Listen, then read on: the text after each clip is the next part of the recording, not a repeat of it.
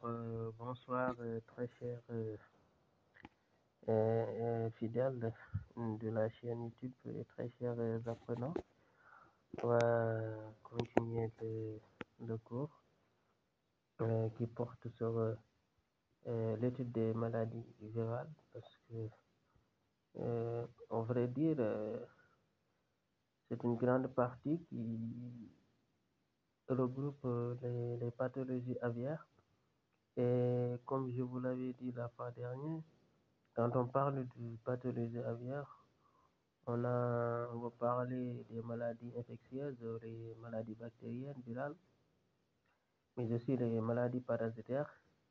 Par ailleurs aussi, il y a euh, les, les maladies nutritionnelles. Voilà, aujourd'hui, on va continuer avec les maladies virales. Souvenez-vous, on avait fait la maladie de Newcastle, communément appelée sous de peste aviaire. Euh, Aujourd'hui, on va faire la maladie de Gumboro. Comme on avait étudié la maladie de Newcastle, on va étudier la cause, hein, les symptômes, de la prévention et éventuellement les traitements. Alors, pour la maladie de Gumboro, c'est une maladie virale, hein. Euh, Comme vous l'avez vu, observé à la première fois à Gumboro. Gumboro se trouve en USA, aux États-Unis. Cette maladie est apparue en 1962.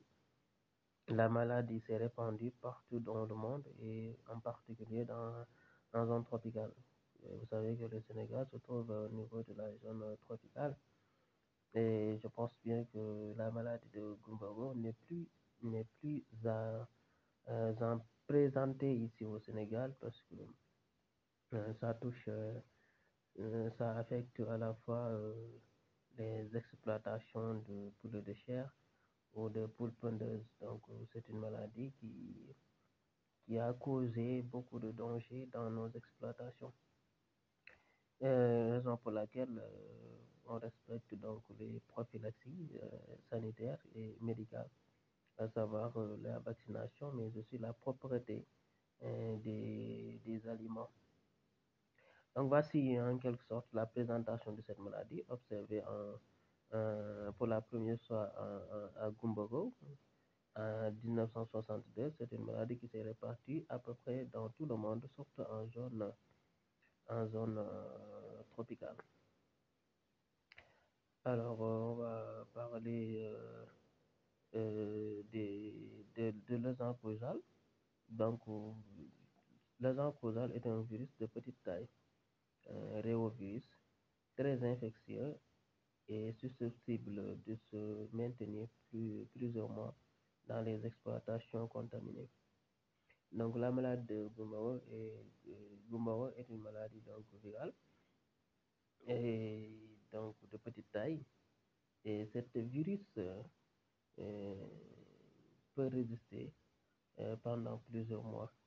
Donc la résistibilité du virus peut être la cause donc des dommages que l'on observe dans plusieurs exploitations. Parce que si le virus est résistible, vous faites votre vie sanitaire et que vous ne respectez pas le délai de rente, donc le virus, après avoir été affaibli, peut vraiment, avec la litière qui devient de plus en plus humide, peut avoir encore de la force pour s'inoculer dans les organismes euh, des poules. D'accord? Voilà.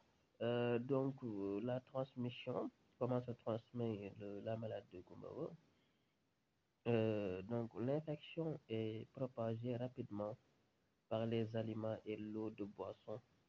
Donc, le plus souvent, la transmission peut se faire à travers les aliments ou bien l'eau de boisson, parce que s'il y a la présence des virus au niveau des aliments ou bien l'eau de boisson, Donc, si les sujets consomment ça, ça peut les transmettre. Les personnels aussi d'élevage jouent un rôle important dans la diffusion chaussures-vêtements parce que imaginez quelqu'un qui sillonne des exploitations avicoles et il peut transporter un virus. Et voilà, et ça, ce sont des catastrophes. Donc, la maladie de Gumboro peut se transmettre ainsi par les personnes, mais aussi par les locomotives, les véhicules, avec le déplacement, tout. Donc, c'est une maladie très contagieuse qui est associée, hein, c'est une maladie très contagieuse qui est aussi transmissible par l'œuf à couver. Donc, maladie verticale. Donc, quand on vous dit que c'est une maladie contagieuse, la contagiosité, c'est tout simplement euh, le pourcentage qu'on peut avoir de sujets atteints dans une exploitation sur un délai très réduit. Et vous voyez aussi que la transmission peut se faire par l'œuf à couver, hein. Donc, vous voyez donc que l'œuf, à partir de l'œuf, donc les sujets peuvent attraper la maladie de Gomorrah. Donc, ce qui veut dire qu'il faudrait donc la vaccination qui est primordiale pour éviter donc que les sujets attrapent la maladie de Gomorrah. Parce que le virus est très résistant.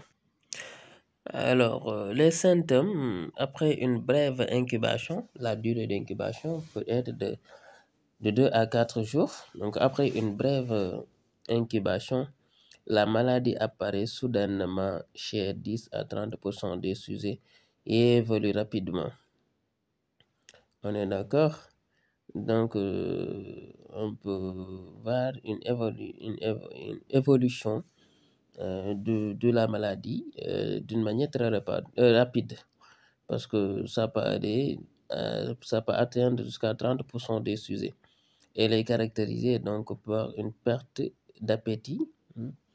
Donc, le plus souvent pour les diagnostics de la maladie de Gumbaro, on a les pertes d'appétit, une prostration accusée, hein, le plumage aussi est ébouriffé, hein, vous voyez que le plumage est désordonné, et la démarche chancelante. Les sujets ne peuvent pas faire une démarche correcte. On observe une diarrhée blanchâtre, hein. Donc la maladie dure 5 à 7 jours puis régresse. Les pertes peuvent s'atteindre jusqu'à 20% de l'effectif. La morbidité provoquera un fort ralentissement de la croissance. On est d'accord? Donc, la maladie peut durer une semaine dans votre exploitation, ce qui veut dire que ça va causer non seulement des mortalités, mais aussi une réduction de la productivité. Alors, les pertes peuvent aller jusqu'à 60% des effectifs atteints, hein. Quand on dit 20% des effectifs, c'est-à-dire 20% des effectifs atteints, hein. Donc, la morbidité provoquera un fort ralentissement de la croissance. Voilà. Alors, comme je vous l'avais dit, hein, le traitement pour toute maladie virale, il n'y a pas de traitement pour les maladies virales. Mais cependant, on peut dire qu'il y a donc des traitements symptomatiques. Mais on ne peut pas traiter une maladie virale. On ne peut que faire les traitements symptomatiques, hein. Donc, la meilleure façon de faire la prévention, c'est tout simplement de vacciner. Voilà, merci beaucoup pour votre fidélité et abonnez-vous, partagez les vidéos et à très bientôt. Merci beaucoup.